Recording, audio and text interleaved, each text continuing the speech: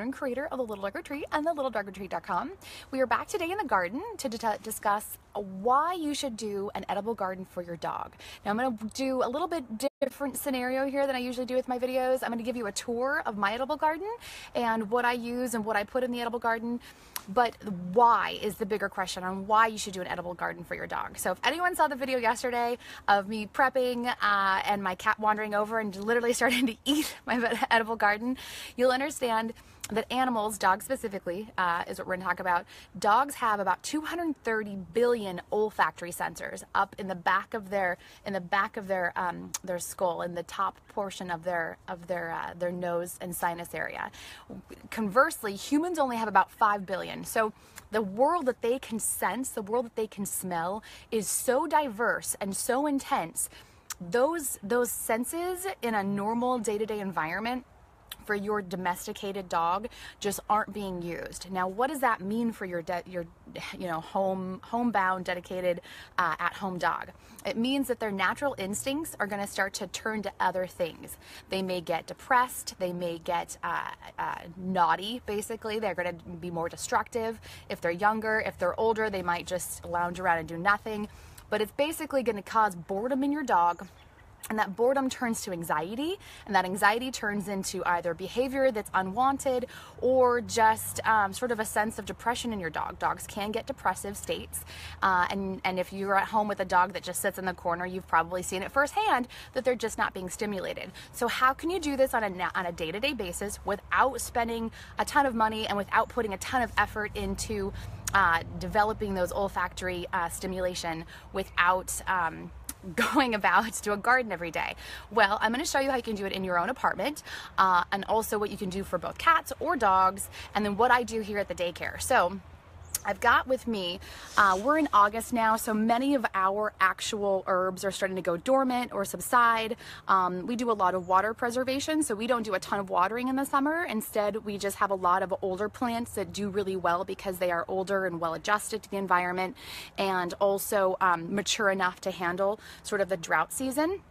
Now, your younger plants are definitely going to need more water, but because it is August, you're going to find a lot of sales on plants. So I was developing our new version of our basically a deck garden. So you can do this on a patio, you can do this on a deck, you can do this in a front porch area, you can do this on a balcony, whatever makes sense for your environment, but it's very easy. And these will literally stimulate the olfactory sensors. You'll see the dog sniffing, you'll see them smelling it. These are all edible for your dog, and it will just literally create vibrance in your dog's mind.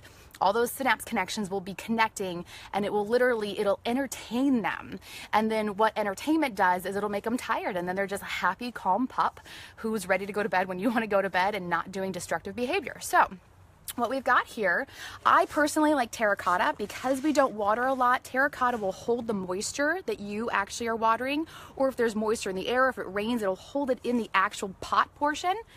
So this portion here, I'm going to go ahead and take you off and walk you around as a tour. So what we have here are basically our herb plants. Now this is basil here. It is sitting in a terracotta pot, and if you can see here, we've got our terracotta pots with our sections here. This has 4 sections plus a center top section. We also have another terracotta pot here. We have some primrose and some pansy. We have some lemon verbena right here. We've got our parsley. We have our oregano, and then we have over here, we have our actual catnip. This is what you saw Harriet chewing on yesterday. And then we also have our standard classic, which is rosemary right in here, and then some more oregano and some more flowers. So now, as a person, you can use these in your food prep, you can use these in your tea, you can use these in baking, you can use these in anything that you're going to do. So if you want to keep them up so they're not peed on, I suggest using a pot. Most of your herbs are going to do really well in a pot instead of the actual ground. They'll also be less susceptible to basically rot and mold and some of the bugs. But how do you would get rid of that or to prevent aphids? What I do is literally a spray bottle. So your standard like dollar spray bottle, put a little dish soap in there, and then you're literally just gonna spray these. And that, you're gonna spray the leaves, you're gonna spray the root, and that will prevent the aphids from getting in there and destroying it. You can also use an actual mister. Right here, we've got our mister, and this is gonna just kind of do a lighter touch. Here we go, got a lighter touch. Now, if you do that, you'll want to make sure that you're rinsing everything, obviously, when you are going to put them in your food. But your dog can still go ahead and smell these, and that doesn't affect the smell. So I'm going to show you how I do this, and then I will go and give you the tour on what we do in the daycare. So here we've got our standard. So this is going to be parsley. Parsley is great for the digestive system, both in humans and canines. And you're just going to pretty much find a lot of these at your local nursery. I always like to say make sure they're organic, just so they don't have any pesticides in them.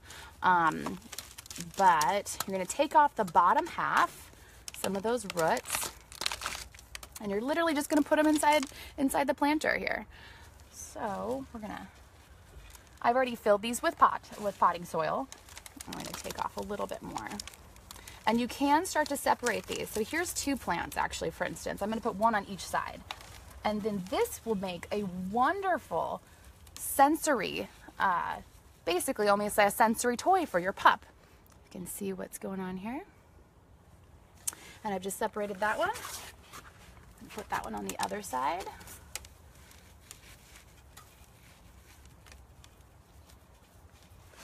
And then turn this around. We've got our oregano here. Again, we're going to just kind of take our hands and separate the bottom.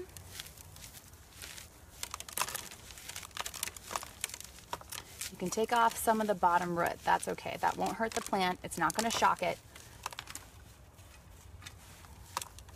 And if you notice here, some of these have multiple root structures. You can go ahead and take a root structure off another root structure, and you can get it to take over more space.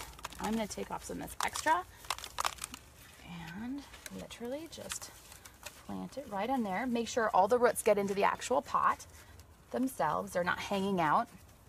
Put the excess dirt on top here, and that is a beautiful sensory space for your dog to enjoy. That's just going to stimulate those olfactory nerves and really get them going and smelling and thinking. The olfactory nerves are what make dogs able in the canine world to be worker dogs and actually find either cadavers, become drug unit dogs, to help in medical professions and find cancerous tumors. Those olfactory nerves can sense in super depths. They can sense in ground. That's why they can be used for worker dogs for earthquakes. They can also find bodies in the ocean, in water, and they can sense several hundred feet down. So it's amazing how you can stimulate those olfactory nerves and how thriving your dog can really feel from that. So I'm going to show you now kind of the tour. Now what I usually do, we're on the deck right now, these are brand new, but we have some of our existing ones that I'll show you what they look like over here. So we're going to walk now and I'll show you what they look like. So we have a variety of plants. I'm going to show you our mint here. The mint is just amazing because the mint will come back every single year. And again, these are in terracotta pots, so they're going to keep their own moisture. I just like to put dirt in. Now you want to make sure that the soil itself, any dead leaves will come off. You can also keep them going longer if you do what's called deadheading, where you take the dead leaves and you literally, let's bring out here, you take the dead leaves and you literally pull them off. So you'll want to do that, and then just keep the soil kind of clear on all of your plants. Now, in addition to that, when it comes to actually planting in the soil, what you'll want to go ahead and do is make sure that the soil itself has a good drainage point and a good water section. So right now we don't have it on. We do have our water fountain right here, which we like to keep on usually for the bees.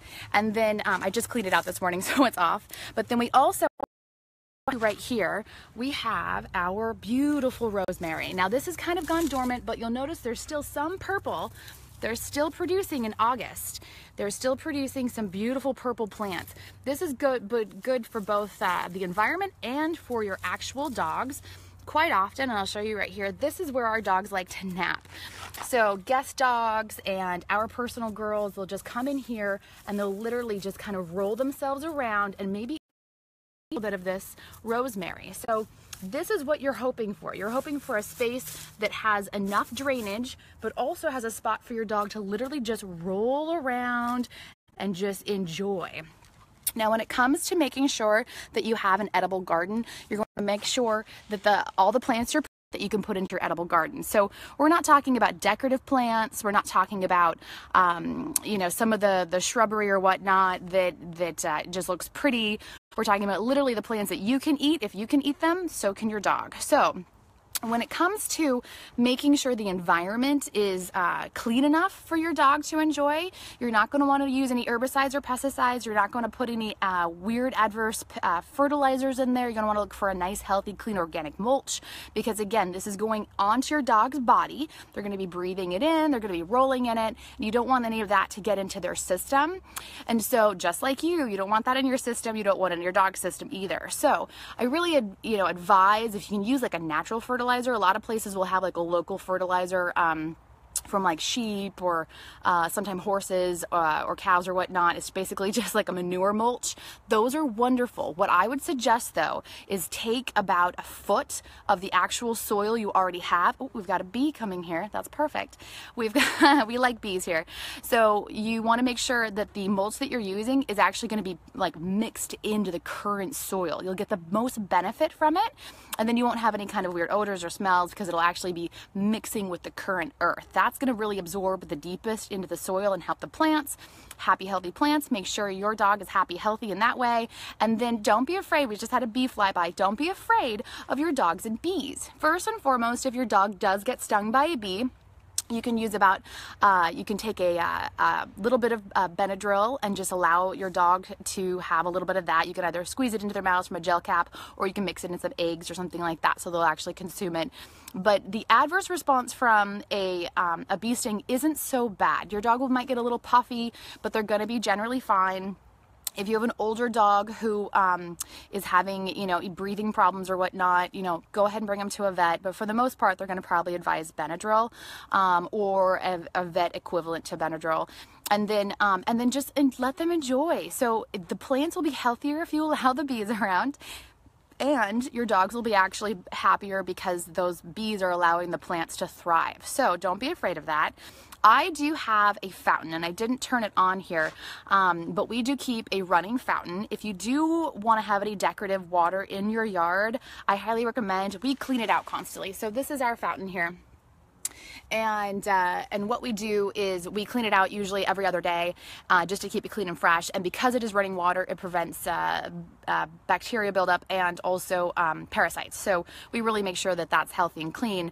But we don't let the dogs drink from it, but we pretty much have it available for not only the bees, but also for the moisture buildup. So this will splash a little bit and kind of keep our other plants adaptive, especially the larger ones that have a deeper root structure. For the most part, what you're going to do if you do water your herb garden, water it in the morning, because you'll get the happy, healthy benefits from that wet soil, and your dog will just love it even more. So if you do have an herb garden that is actually planted in the ground, not in a pot or up higher, you'll want to make sure that you just do a quick like rinse, pretty much like a quick spray on the ground, and then just let your dog out. You'll be amazed how much they'll enjoy just damp soil and that herb garden. Now, if you don't want to buy a whole lot of these and you're looking for just a few that really make sense for your dog, rosemary is going to be a huge one. If you are allergic to rosemary for any reason, I would then suggest mint. You can do any of the mint family, spearmint or mint. Spearmint has the best benefits for dogs, but any of the mint family will be okay. You can do the lemon verbena, any of the lemon plants are also going to be wonderful for your dog. And then the basics like oregano and basil are going to just be fantastic for them to smell. And then the last thing I will say is as you're doing this, make sure your dog has a shaded area. So a lot of the herbs are in high or medium to high sun areas. Make sure your dog has either a little den or a little spot that they can go to, because what I've seen with our guests is they'll just bask in the sun and they'll be loving that space, but then they might overheat a little bit. So we make sure that they kind of go into a shaded area, or we have some dog houses that they can go ahead and play in and get some naps in there. And then also keep some water. If you're going to leave your dog out in your yard and let them kind of enjoy, make sure they've got some fresh water. So that is our garden space. And again, your dog's olfactory sensors will be highly stimulated. So after something like this, especially if this is new for an older dog, you're going to want to make sure